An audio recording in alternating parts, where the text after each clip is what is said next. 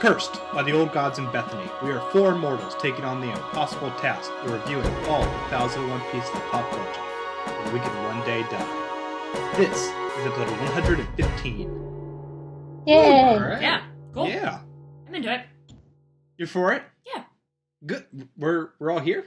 Yeah, it's cool. To record? It's cool. Yeah. Will there be a moment where we like go through the intro and you go, you know what? Not feeling it. You just kind of walk away? I mean, It's happened before. don't tempt me. Let's be real. All right. That was an option? You bailed like 2 weeks ago. Oh, shush. Okay. Anyway, I'm Austin. I'm Sarah. I'm Lee. I'm Pedro. And together we're the Immortals. Every week we review the 1001 movies, albums, food, songs, and TV shows that you must consume before you die. Those lists come from those big old heavy published books. And every week, Pedro does a fancy math formula that sure sounds like bullshit Sure. to let us know what random number we're going to recover this week. Mm-hmm. It's definitely bullshit. Yeah. But he Team kind of Pedro. he does the whole like look up, beautiful mind kind of thing. Like he sees 10,000 equations sorry, in front of him. Do you just believe anyone who looks up while they're talking? Is that like a thing that you No, do? like in people's mind, like where he has like all these like formulas like floating around him. And whatnot. Oh, I I see. don't. But like, yeah, like that's not a It's Making thing. shit up It's on the just spot. it's just two formulas. Yeah, Yeah. basically. Beautiful mind. Yeah. That best picture winner. Mhm. That's weird. That one, right? Oh my Yes. god, let's record the damn podcast. All right. I'm a huge fan of John. But like, it's not the best story of him. They took out like all Tangents. interesting things. Yeah. This is the fruit. Yeah, he of was the a podcast. mathematician Is it? first. Yeah. But like the movie touched on none of like his homosexuality and his conflicts with that. Interesting dude.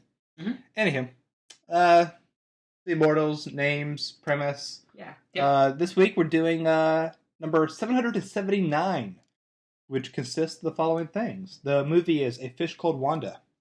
The album is Ready to Die by the Notorious B.I.G. The food is Sheto.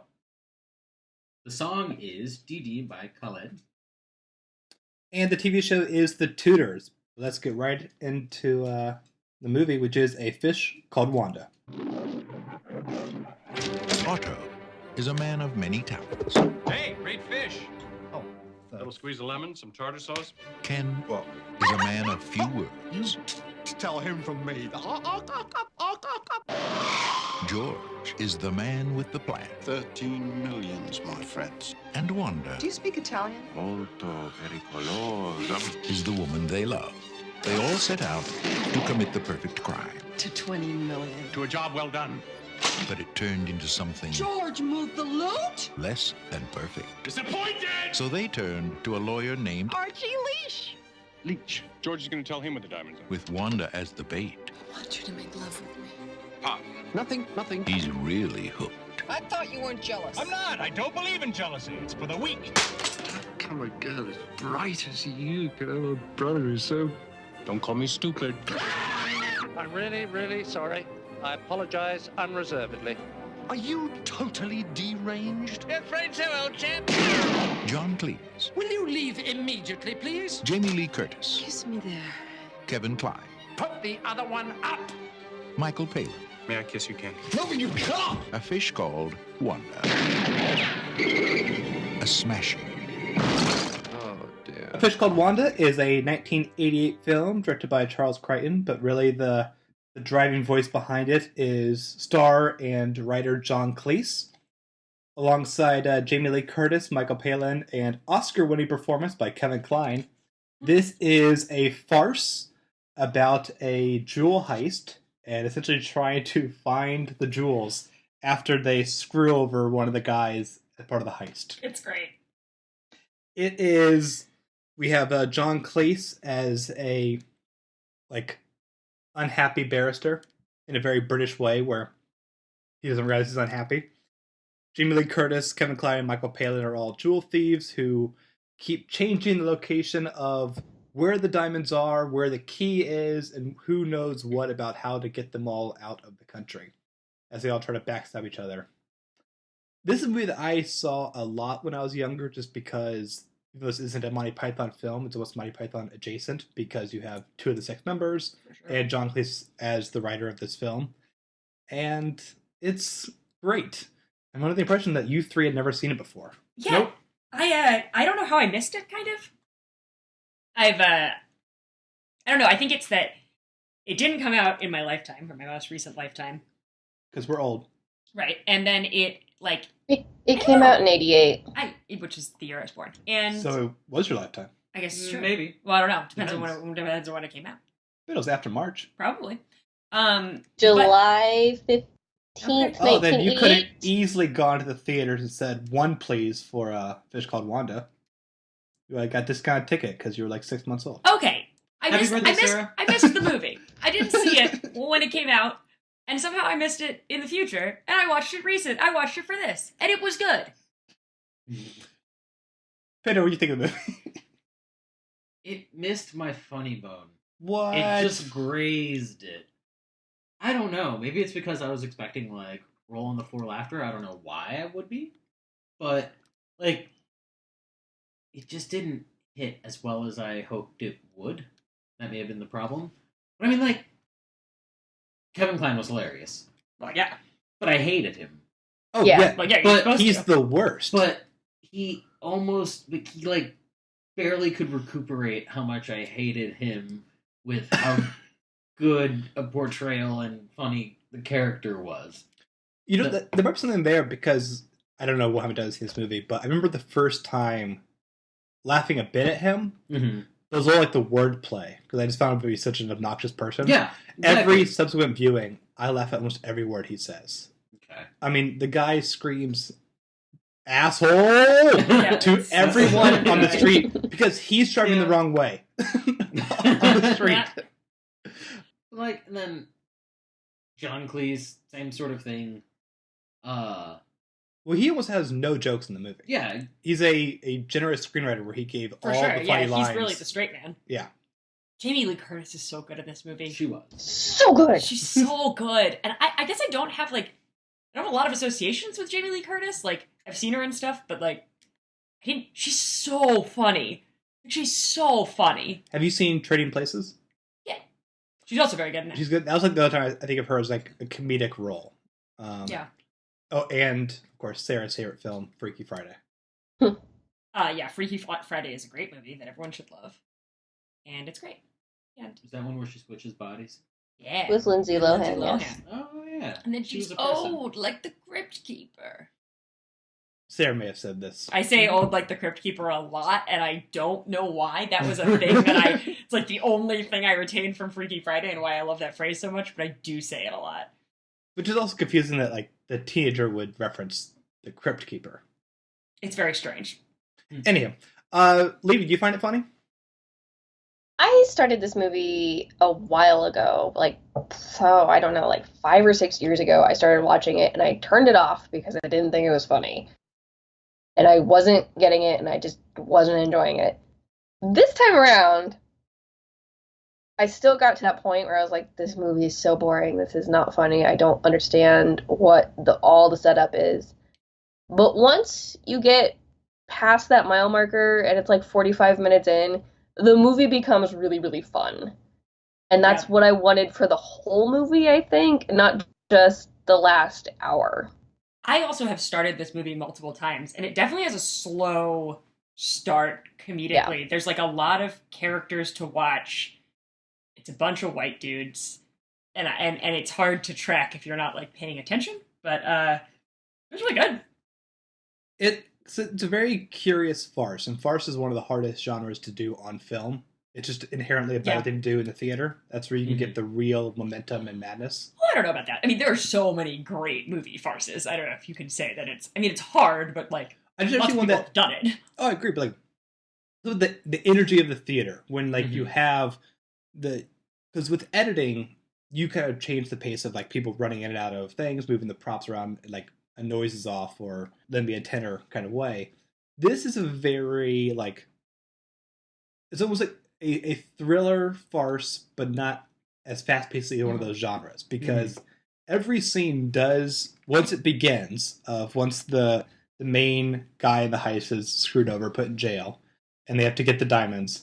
Every scene does move forward about where the key is, where someone thinks the key is, what they need to do to figure out where the location of the key goes and who has the information. And what really surprised me in this watch, as it kind of kept following the plot very carefully, was that every time they had to advance that knowledge, the motivations always made sense. Which is so easy in a comedy, is to kind of go, okay, this person has to act stupid for the scene to work. Mm-hmm. Like, no, it does make sense that, like, Jamie Lee Curtis will tell Otto to go apologize, so he's out there tackling him as he's robbing his own house, and now the diamond necklace is here instead of there.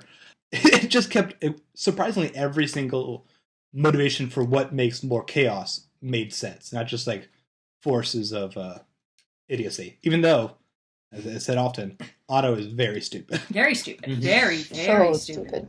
I guess I will say, like, I liked the farce elements much, much better than thriller elements. Mhm. And I wished it had been more pure farce.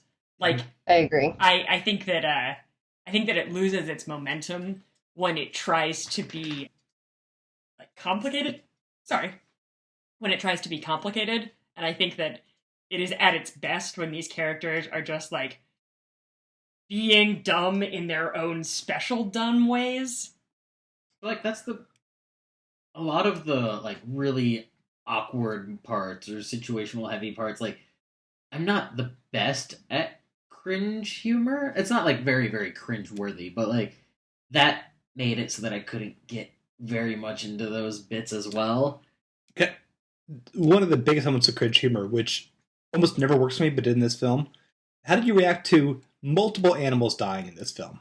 Oh, those were hilarious, actually. I will admit, even as a person who is horrified whenever a dog dies in a movie, it's pretty great. It's one of those things where, like, the first one is shocking but kind of funny. The second one is not funny. The third one is a little funny, and then each successive one, you're like, this is great. Like, I'm into this. Also liked how the dogs dying was a point of pain for the person trying to kill the lady. Michael Palin, all he loves is animals so because sad. animals don't betray him. Mm-hmm. And then Otto just keeps eating his fish during a torture scene. Which is so distressing. I know. I felt real bad. That's a really good scene. That's a really, really good scene. I think part of the reason, like, momentum, I think it's been hard for this film is that my biggest complaint about this film is I think the director is just so flat. I think the four actors are incredible. I think the script is really tight. But visually, this movie is just so flat to me. It seemed like a very generic movie from the 80s. It's funny because, I mean, so my favorite farce of all time is the original French The Idiot Game, Le Dîner de Con, which I think is... It's great. It's a perfect farce. It is... It has characters who are stupid in similar ways to how these characters are stupid. And that's what I mean about the sort of thriller farce. Like, Switch, like, The Idiot Game is wall-to-wall insanity. There's always something, like, lurking in the background, setting up the next joke. Mm-hmm. And this has parts of that, but not always.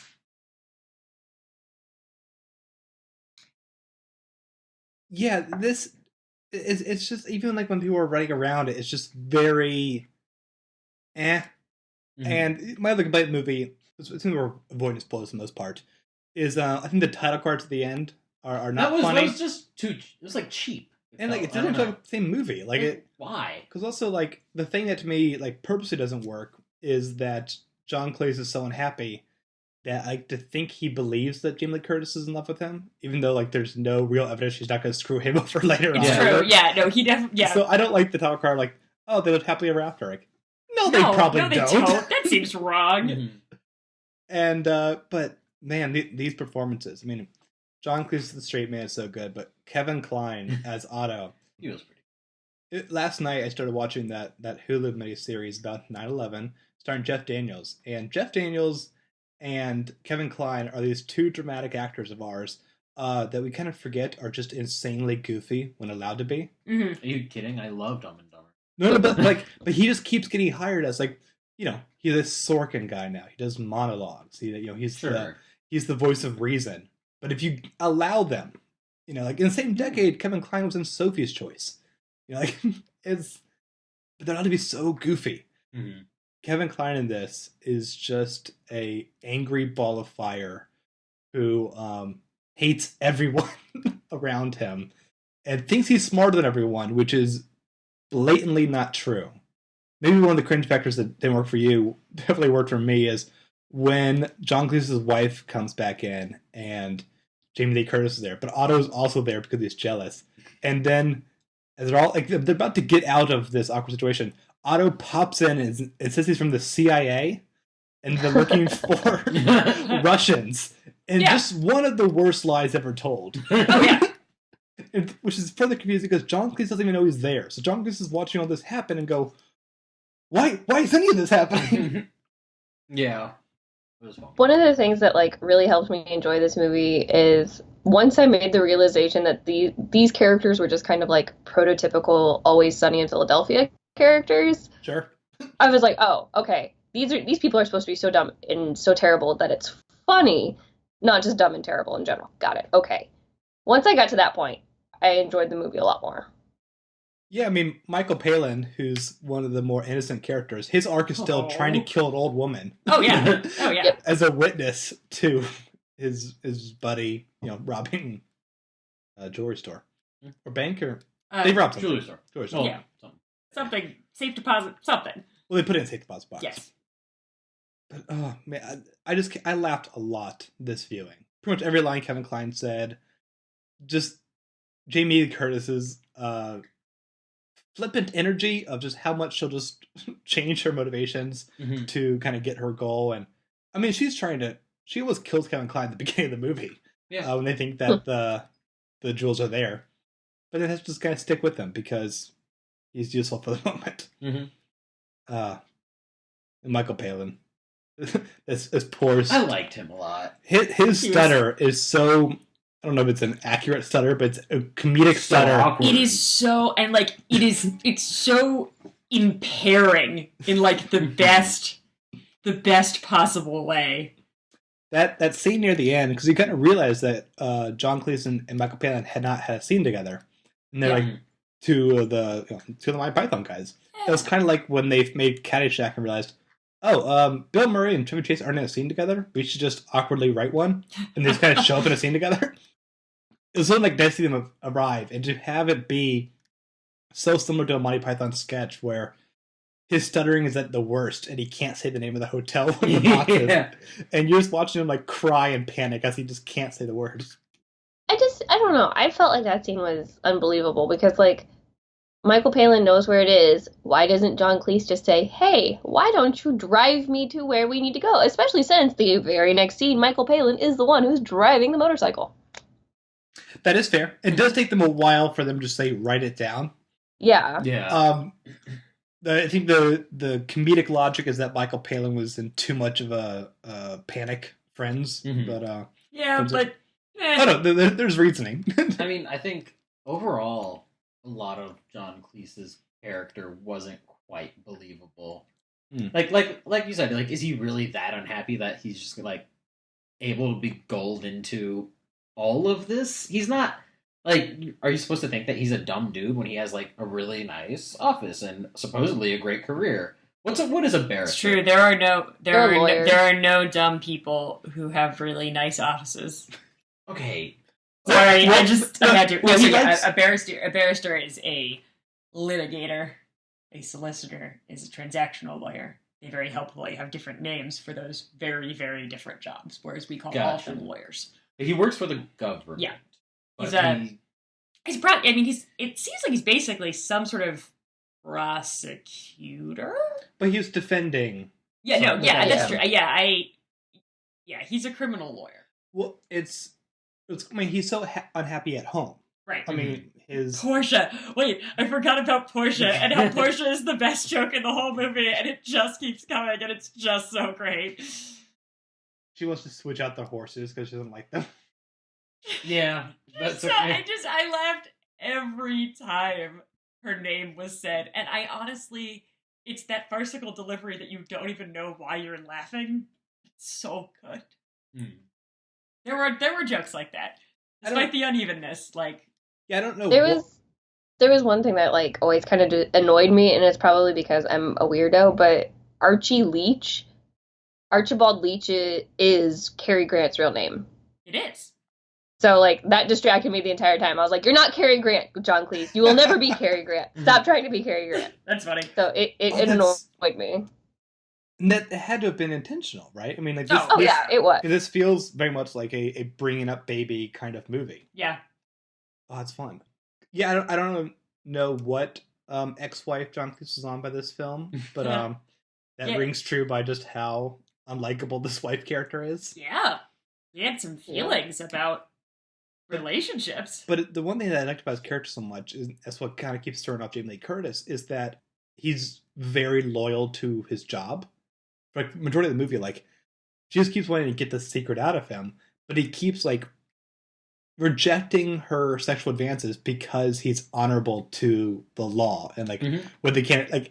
And that's the only thing that keeps throwing her off. They even mention it. She's like, "Oh no, you're on." She's like, "No, she won't be back for hours." But we can't talk about the case. Can't over the case. It's one thing he like really respects that he's good at his job. Can't do it. Yeah.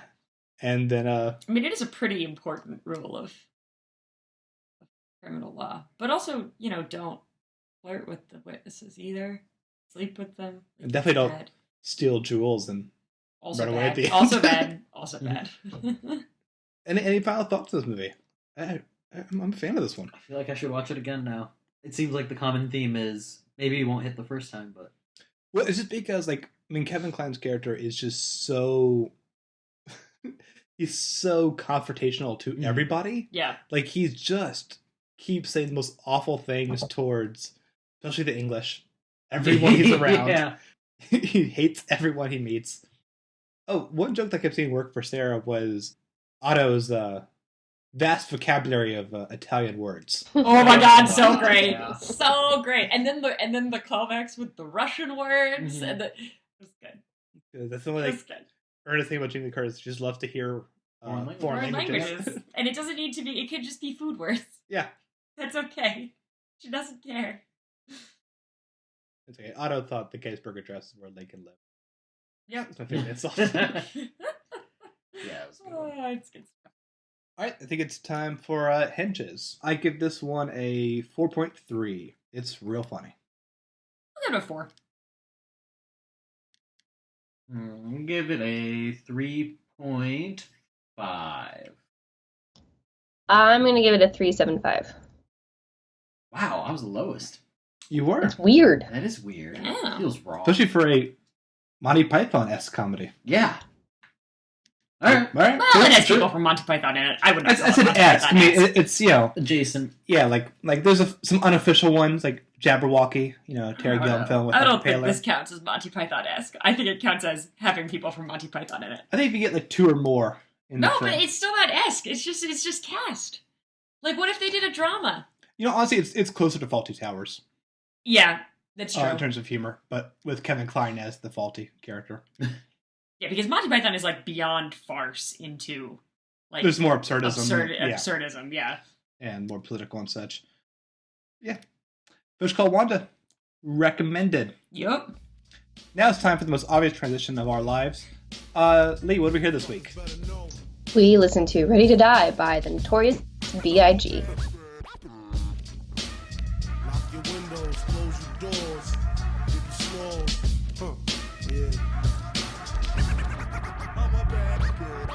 My man Imp left a tech and a 9 at my crib. Turned himself in, he had to do a bid. A 1 to 3, he be home the end of 93. I'm ready to get this paper, G. You with me? Motherfucking right. My pockets looking kinda tight. And I'm stressed. Yo, Biggie, let me get the vest. No need for that. Just grab the fucking gap. The first pocket that's fat. The tech is to his back. Word is born, I'ma smoke him. Yo, don't fake no moves. What? Treat it like boxing. Stick and move. Stick and move. You ain't got to explain shit. I've been robbing motherfuckers since the slave shit. With the same clip and the same 4.5, 2-point blank, a motherfucker sure to die. Ready to Die is Biggie's first debut studio album. It was also the only album to come out while he was still alive. His second album, Life After Death, weirdly titled, came out 16 days after he died and was shot and murdered. So this is his only album that came out during his lifetime. And it's so great! This is a wild album. This takes you on a journey. No, like literally, like it is literally life to death. It is a fantastic example of how rap is just more than big booty bitches.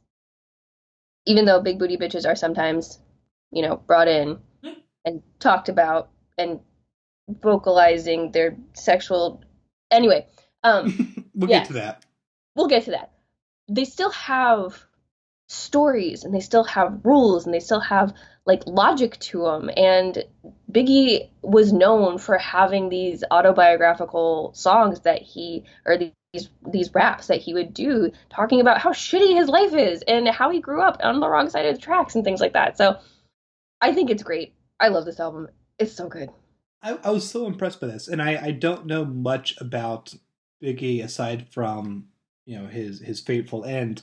So I assume everything about him going to jail in the intro is what happened. I actually don't know as much about Biggie as I feel like I should at this point in time. This album came out in 94. I wasn't really into gangster rap in 94 for some reason. TLC, yes. Biggie, no.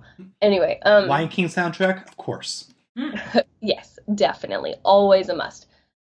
So I don't know as much about Biggie as I should. I know that he is part of the New York East Coast rap crew that really came up in the 90s and started the battle, quote unquote, with West Coast rappers. So the two main figureheads were Tupac and Biggie, both shot and killed, and both had, very, very untimely deaths.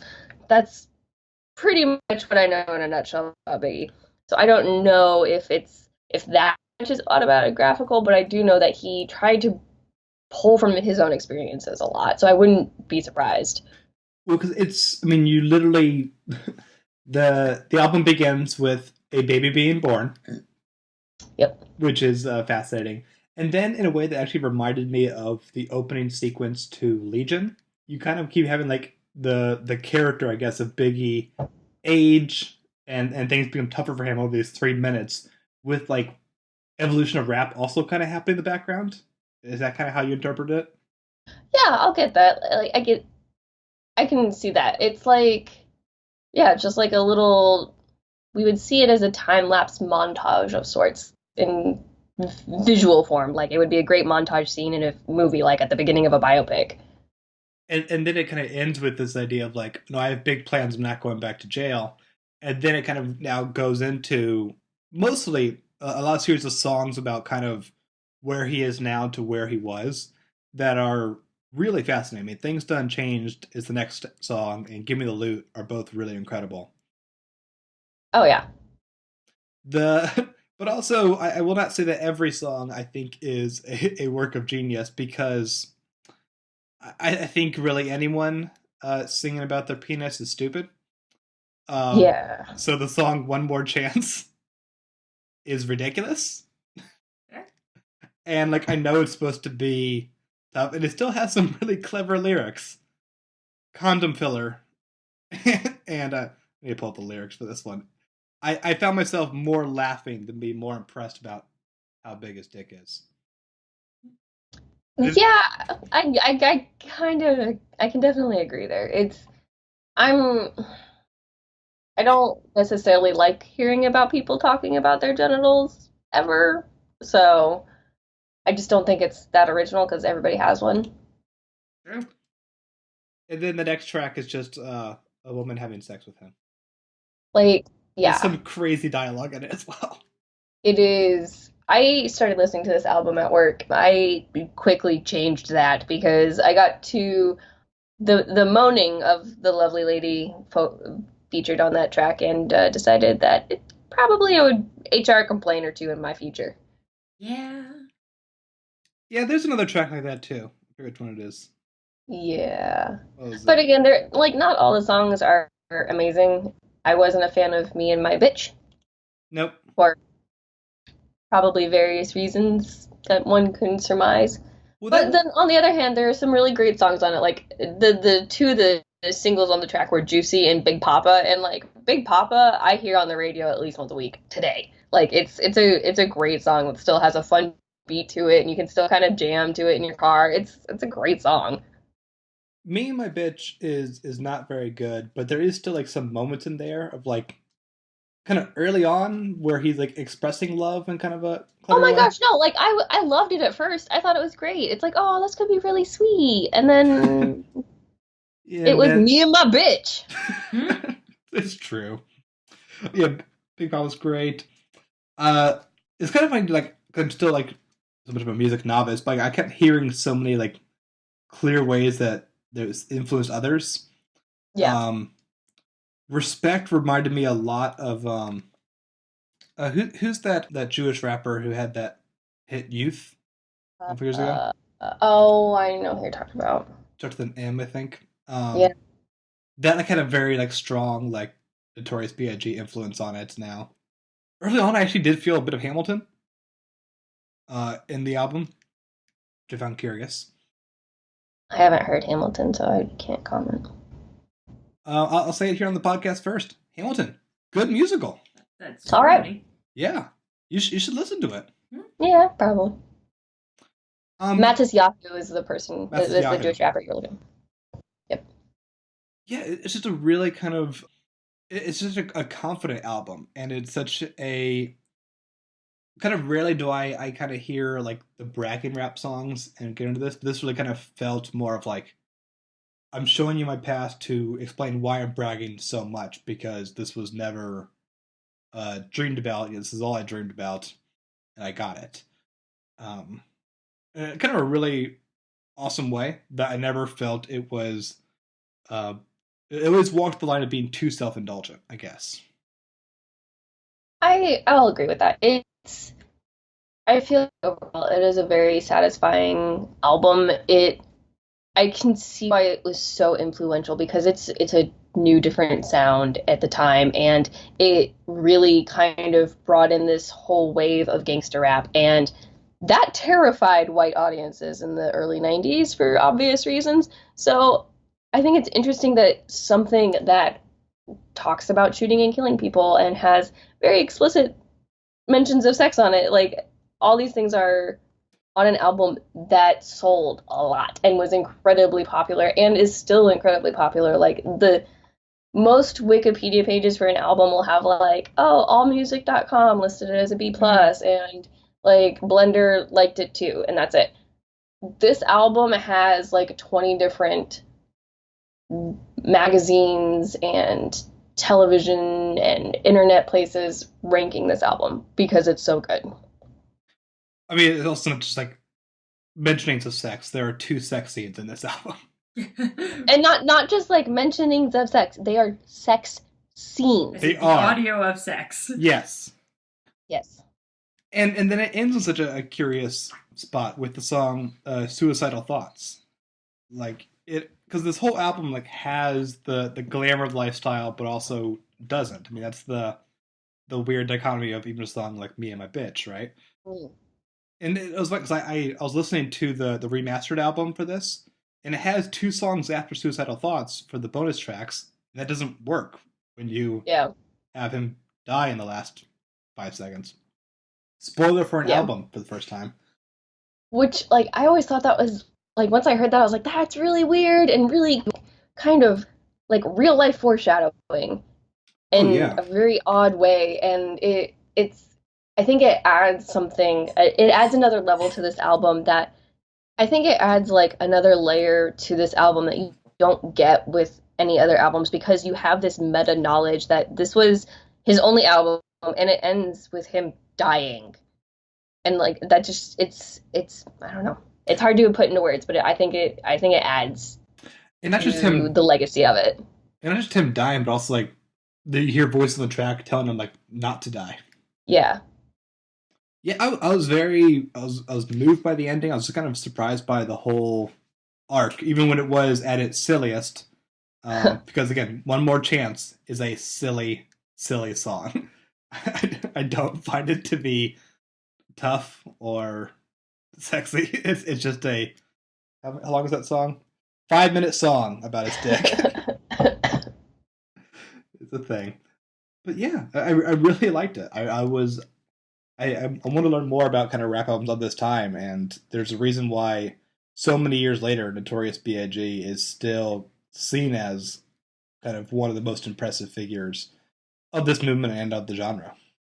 He has a skill and he has a style that I don't think has ever been replicated, and I don't think can ever be replicated, because like he just has a cadence and like with his flow that seems so effortless.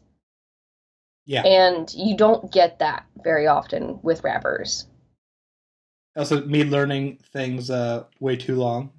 I saw a movie called Give Me the Loot years ago that I thought was a great movie and never understood why it was called Give Me the Loot.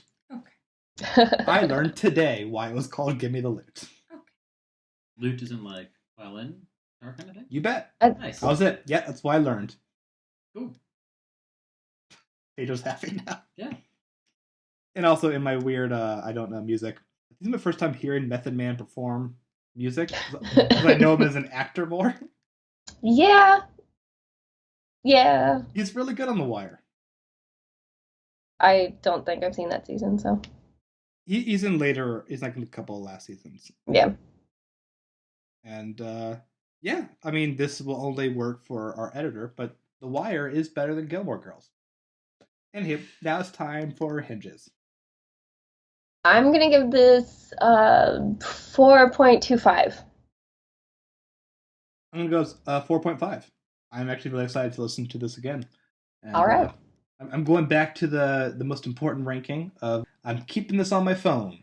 I'm back to putting the albums on my phone to give them more credit. So that is Ready to Die by the Notorious B.I.G. Oh, one more small tangent. Did anyone bother to watch that USA show this year that tried to be the People vs. O.J. Simpson for Notorious B.I.G.? No. I don't know whether it's just. I didn't know it was a thing. I saw it. Like I saw ads for it, but I never watched it. I heard it was fine. My favorite TV critic, Daniel Feinberg, kept saying like it's almost quite good, except for like the biggest thing against it was they didn't get the licensing to any of his music. Oh Jesus! Oh, yeah. So it's about like solving his death, and I think a bit of his life too, but not any of his music. And not solve a death, solve a murder. Yeah. Can you solve a death? Is that a... You can figure out why someone died. Okay, I guess. Solved it. Bullets. And I also heard that like it was very much like written for like white audiences who don't know who Biggie is. Yeah. But had some good actors in it. Like Jimmy Simpson, who Sara keeps seeing on Always Sunny as the main McPoyle guy. The milk drinking trio. There's a good portion of that cast who's white. Yeah, because it's supposed to be like LAPD, and like because of racial bias, they don't like solve it. I don't know. Anyway, if anyone actually did see that miniseries, let me know if it's actually worth watching, because every ad go like, "Ooh, this seems like it could be problematic," and it might have been. Anywho, food segment. Do you know some people argue that, or not argue, but like say, well, the so and so is like trying to kill me, or McDonald's in my neighborhood is trying to kill me. The Whole Foods in my neighborhood is trying to keep me alive forever by never ever having any of the foods, even those basic ones that I would expect them to have. What is Sheto? Sheto? That's Castle in French. It actually, so Sheto is actually, it looks really good. It's it's White Castle? It's French White Castle? Sure. It's a Ghanaian, so Ghana, Africa. I got it. I don't know. It's kind of a weird sounding. You said Ghanaian. I thought you meant Guinea. Right, exactly. Guyana. It's a weird Deno. I think so. Yeah. Anyway, it's a spice paste that looks delicious, but I could not find. I hope to have a magical day when I fix all these things. Today's not that day. And then we'll put allspice on it. Yes. Allspice works for all things. Yeah. I don't think that's how that works. I don't think that's a thing. I think it is now. No. Anyway, now it's time for the song segment. Yes. Pedro, what else we listen to? We listened to Didi by Khaled.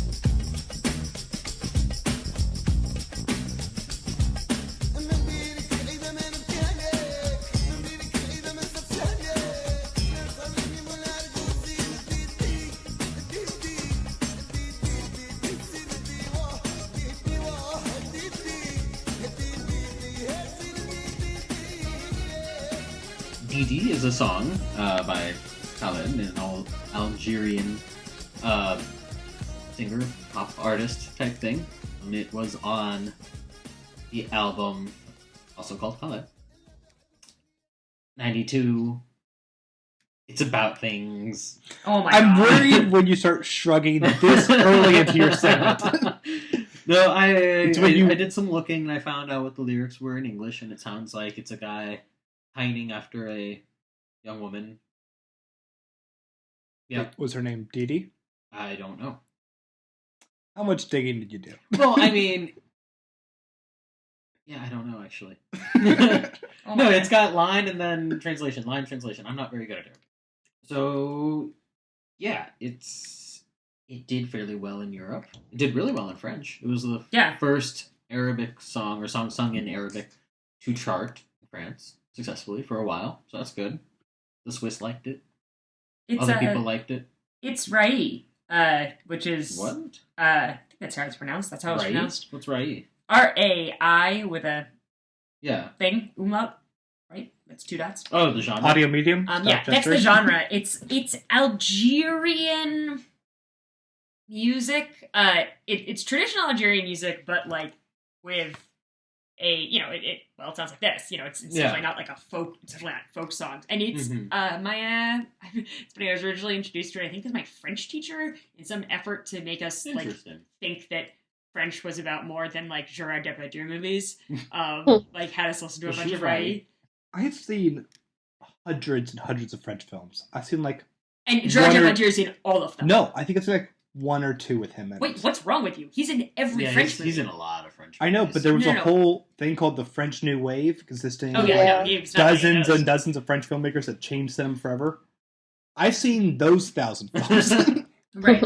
I've not seen the one where you just get a green card with Andy McDowell. We'll find one on the list. Which one would be on it? I don't know. So the Return of Martin Gare? No. I don't know. I haven't seen it. I need to see Martin Gare first. I was going to talk more about the song, but it's a fun song. Yeah, no. I just think Rai's really interesting because it's fundamentally it's a colonialist, like it's an anti-colonialist genre, or it became one, and Khaled's part of that. Algeria only became independent in 67, 67, and of course very unpleasantly. Just like we covered this actually in a film, and the relationship between Algeria and France is a unique one of the former French colonies because independence came so late. They are much more closely intertwined in the modern world, and much more sort of culturally resident in each other. But the French have never been very good at diversity? Particularly religious diversity, and so there was a lot of like censorship and things like that. From what I understand, Khaled is one of the like less like political ones. Yeah, I don't. But the sound of this music is unique. Like it sounds only like itself, and I like it. That's what really it's catchy. Like, it is really kind of like these confident beats to it. I thought were really good. No, instrumentally, it's got like keyboard and like brass in the background and stuff like that. It's not all unfamiliar instruments to Western ears, which sounds awful, but it was fun.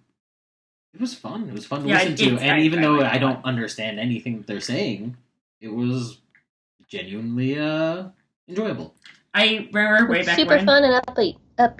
Yeah, I remember way back when I listened to some Rai that was more like protesty, and I mean that was cool. Like this is. Could you tell in like the music? Yeah, a little bit. Like... Well, and I spoke French, so that helped too. Wait, they would sing it in French? A lot of it. So it's like it's a mix. So some of it's sung in Arabic, and some of it's sung in French. Because this song was covered like by tons of people, including Tarak, who we did on episode 37. Came out July 28th of 2016. A long time ago we did this, man. He did a Turkish version. That's like one of the few things I looked up. Yeah, so like... Not what the song means. Well, I looked up a translation of the lyrics. What is Didi? I don't know. I guess I can open up Google Translate. Just type what is Didi. But no, this was done in. They have an English version, a Russian version, French, clearly. I haven't heard a lot of like Russian pop songs. Right? I want to hear this in Russian now. Well, I'm sure you can. Sure. Yeah. You're allowed. Sure. Okay. Hinges, or are you still browsing what Didi means? I'll find out what Didi means, and then I'll let you guys know. Okay. Sounds good. Until then, what do you give it hinge-wise? 3.7. 3.5? 3.8. 3. All right, that is Didi by Khaled. Is that right? Yes, I think so. All right, now we are crossing the globe again, this time to check out the Tudors. No.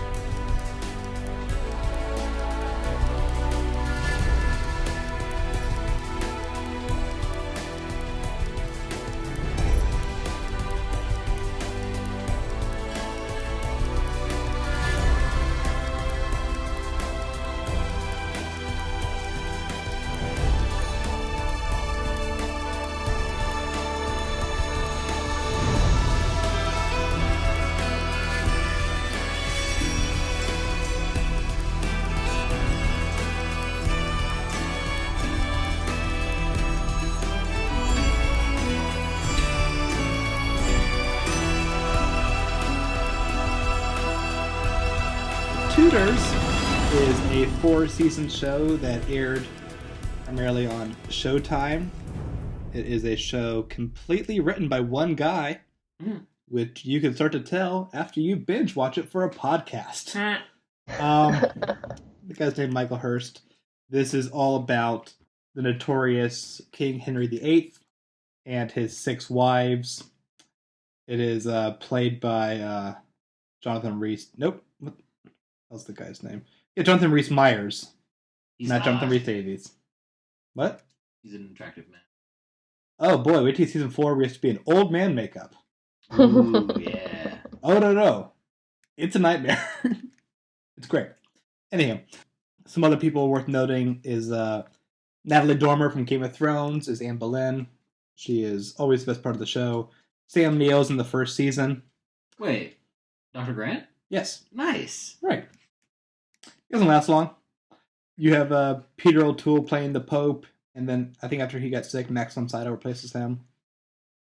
Born Superman Henry Cavill is also in it. But anywho, it's 4 seasons of King Henry VIII. You know, he has one wife, he wants a different wife, and the church says, you can't divorce, and then he goes, but I'm an asshole.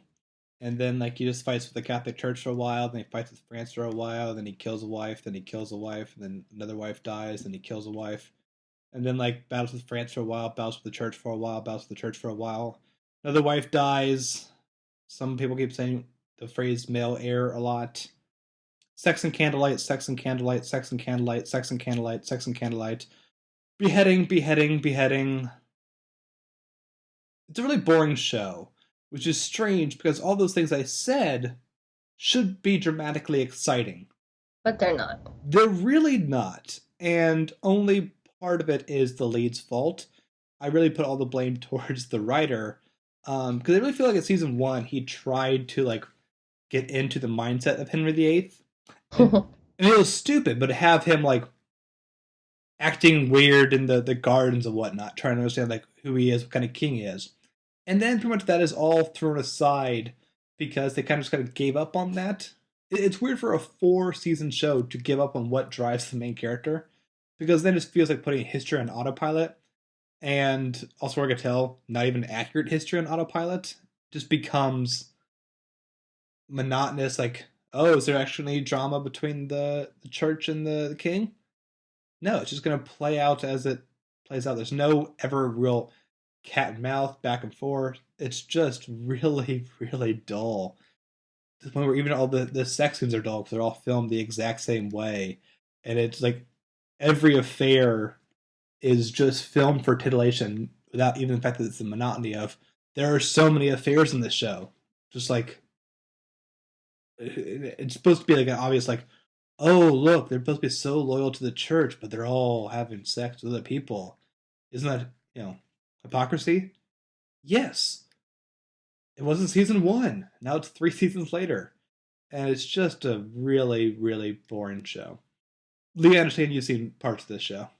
I saw season 1 decades ago. Okay, not decades ago, like a few years ago. But I never wanted to watch the rest of the show because it was boring, and I'm kind of a history nerd, and the Tudors are actually really fascinating, and I've read a lot about the Tudors, and it was very disappointing to have a show, even for entertainment value, be so historically inaccurate.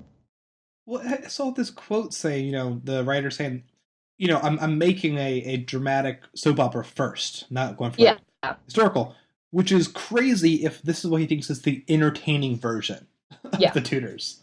Like, because, again, I'm a nerd. I follow a lot of people on Twitter who do fun little, like, blurbs about, like, weird things that happened in history, and they make, like, kind of boring, like, old history topics funny and entertaining. So it can be possible to make history that you think you know new and different and fun and dramatic, even if you know that King Henry is going to die because he has syphilis. Like, you still can have the drama there. This show just fails at it. I think it's mostly like the complete lack of interest in its main character, which is insane because he is one of history's like most dynamic and like interesting rulers. It's like, oh my god, what a just complete like fuck up of your land you did.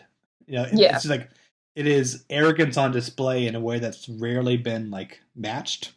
Mm-hmm. And I mean, I always love to kind of point as a counterpart to this writer of Peter Morgan. I mean, Peter Morgan, he wrote The Crown. He's written other great movies like Frost Nixon and The Queen.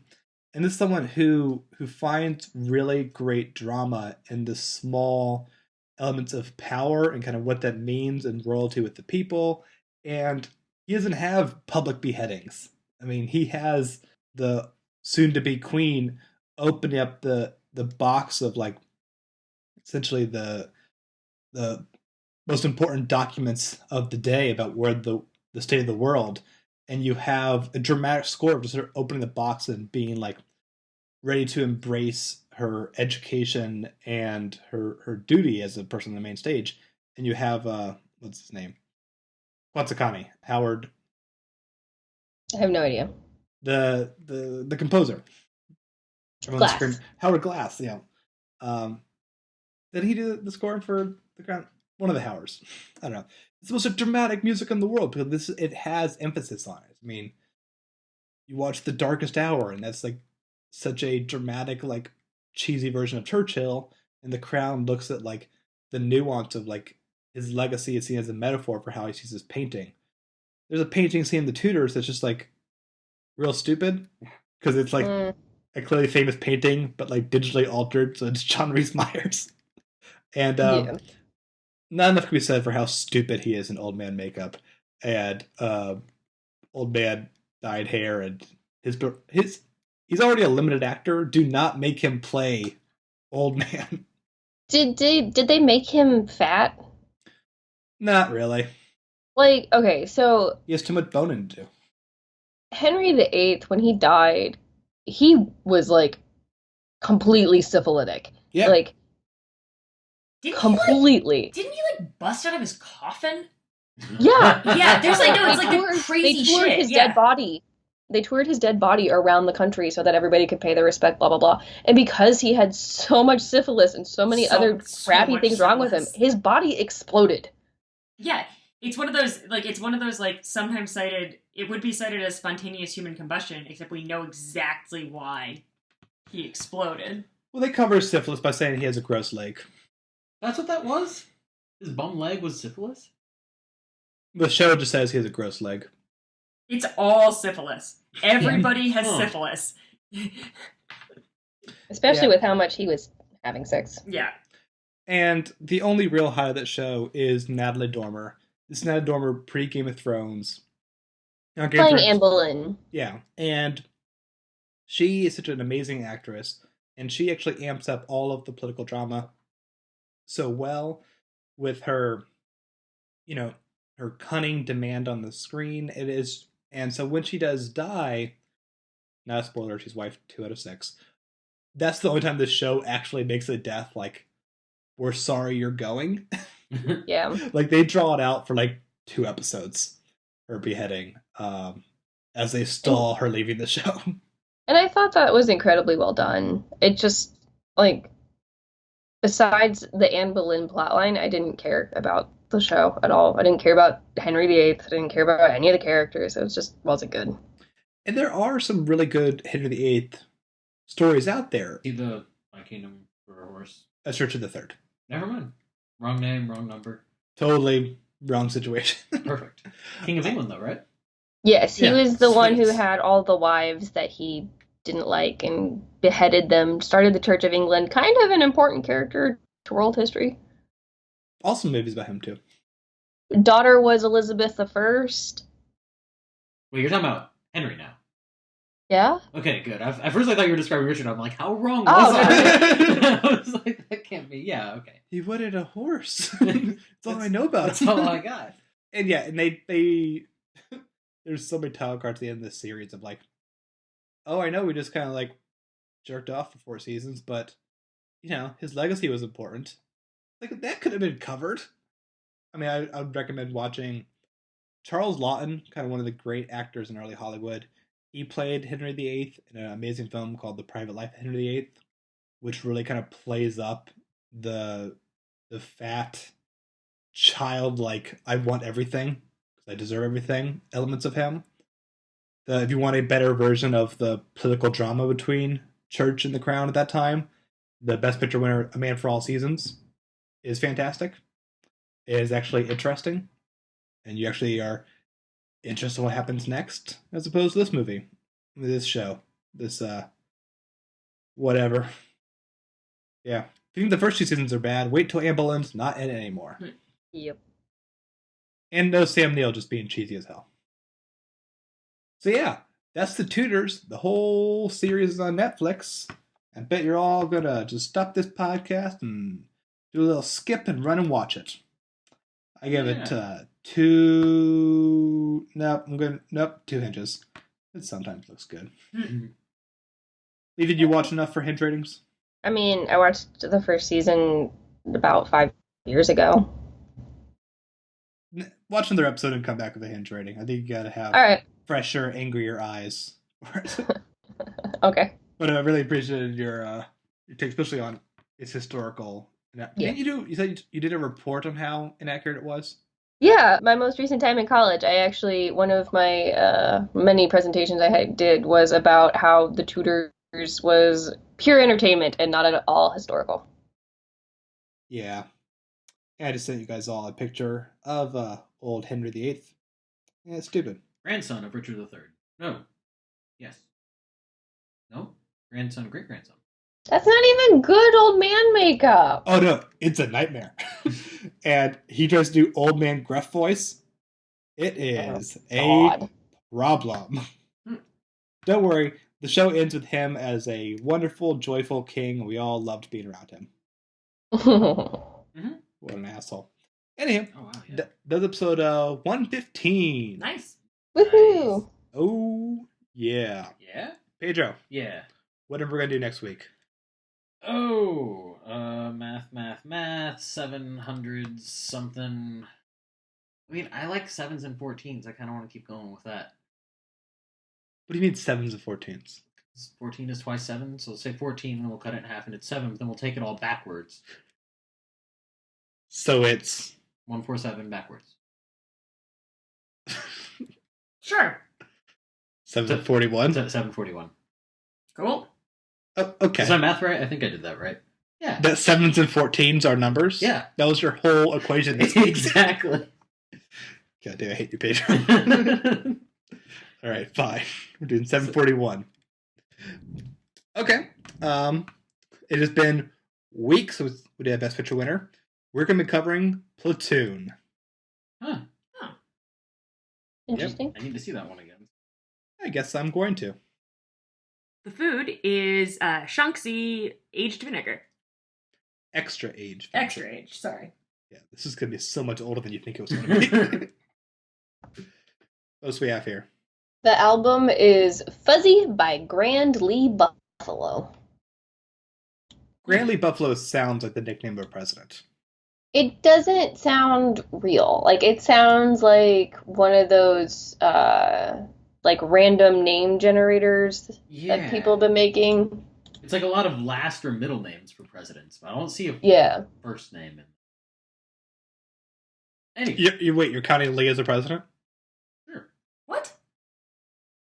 Why? It's spelled differently. Wait, what? What's happening? Are you saying Robert E. Lee is the president?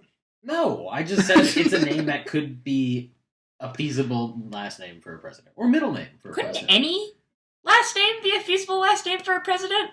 Oh, any of these three, that's what I said. And his middle name was Hussein. Yeah. pretty cool. Pretty much have any name as a president now. Yeah. Any. Except for Clinton again, I guess. What's the song? The song is, wow, quite a title. 1952 Vincent Black Lightning by Richard Thompson. I think Richard Thompson is a crime writer. Sounds like it. Probably a different one. God, I hope it's the same one. And the TV show is the British series Time Trumpet, made by Armando Iannucci, who made The Thick of It, Veep, In the Loop, and the best film of the year so far, The Death of Stalin. You're all big Death of Stalin fans, I could tell from Sorry, it was great. I mean, yeah, Sorry, yeah. We all love The Death of Stalin. Yeah, it was fun. It's all clap for that movie. Yeah, I was there. Wait, what? Oh, God. Well, then you are going to have massive flashbacks when you watch this film. Anyway, that'll be next week's episode. Until then, you can catch us at a number of places, including on Twitter. Lee runs at The Immortals Pod. Check that out. I'll do this up on YouTube. You can go to the website, theartofmore.com. Let us know what you think of anything we reviewed today. Is A Fish Called Wanda as funny as some of us thought it was, or is it not as funny as others thought it was? You know, stuff like that. Let us know your thoughts. I'd love to hear them. Also, we're there to check out other podcasts that are happening. Let's Take 5 is in the middle of its Terrence Malick 5, so we'll be covering a film that actually we covered on The Immortals not too long ago, Days of Heaven. If you want a new, slightly longer take on that, check out tomorrow's episode. It was going to be an empty glare. Remember reviewing Days of Heaven? I remember reviewing it, although the movie does not stick firmly Pedro, in my mind. You have no memory of Days of Heaven. Did we review that like 5 weeks ago? What was it? Richard Gere and Wheat. Lots of wheat. So much wheat. Oh, wheat. Yeah. yeah. That was an okay one. I feel you should listen to Let's Take 5 tomorrow to get a refresher. Maybe I should. On the film you reviewed. Also, Ad Absurdum is back. You reviewed a crazy movie. What was it? Oh, I'm sorry. We're all just out. We reviewed a movie. What was it called? It was called Escape from New York. It was. It was called Escape from New York. Do you remember this movie? I do. I do. We reviewed Escape from New York. Well, reviewed is a strong word. We explained why Escape from New York is kind of crazy. What were some legal things you did in that episode? We talk about how the government could go about getting possession of the entire island of Manhattan.